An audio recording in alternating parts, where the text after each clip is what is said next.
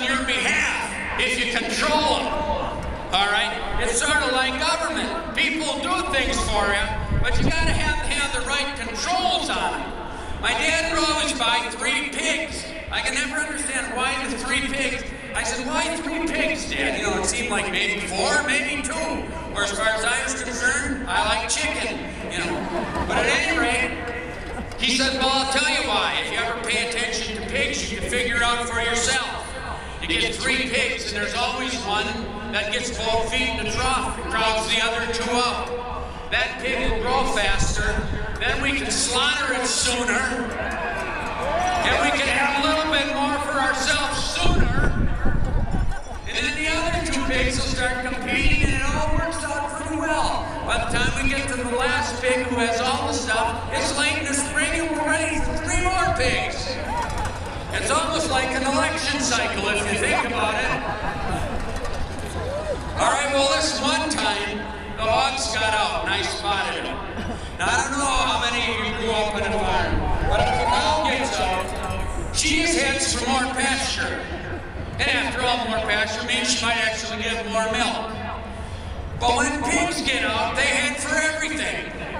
They think they own the place. They head into the barn if they can get away with it, and they eat the cow's feed.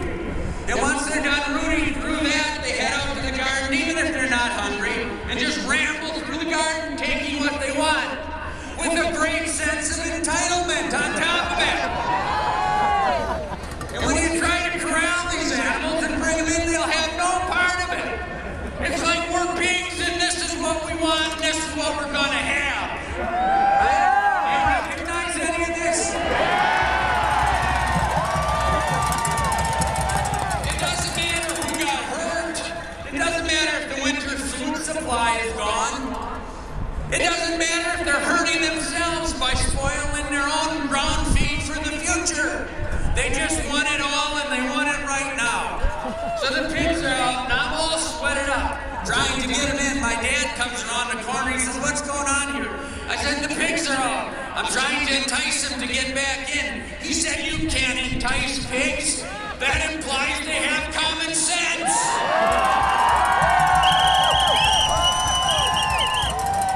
If pigs don't have common sense, that's why they're pigs. You gotta show them what to do. And he got some fencing and got some boards, and we cornered those pigs and we fenced them in. And we slipped the noose around the back leg. I know some of you folks will want to hear this.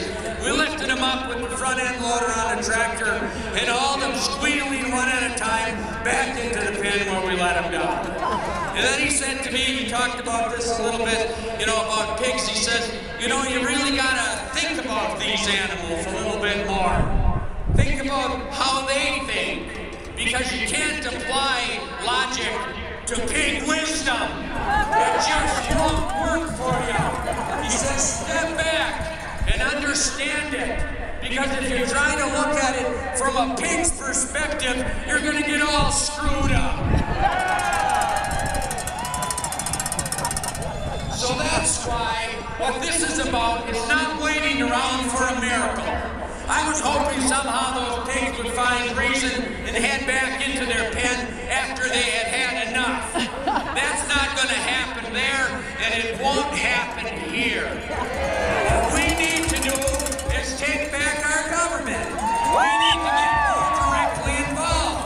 We need to do the hard work of collaring and corralling and putting them back in their place. And if we can do that, if we're willing to take the time to regroup as citizens of Wisconsin, if we're willing to recalibrate how we approach both our public and our private lives and where we dedicate our time, if we're willing to reconstitute the necessary elements of a democratic government, and if we recall those who don't serve us well, then we will own our government.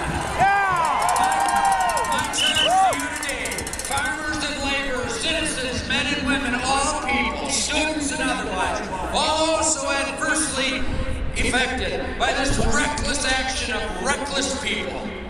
Take action today. Go home and never look back. in terms of the things you do to bring Wisconsin back to democracy.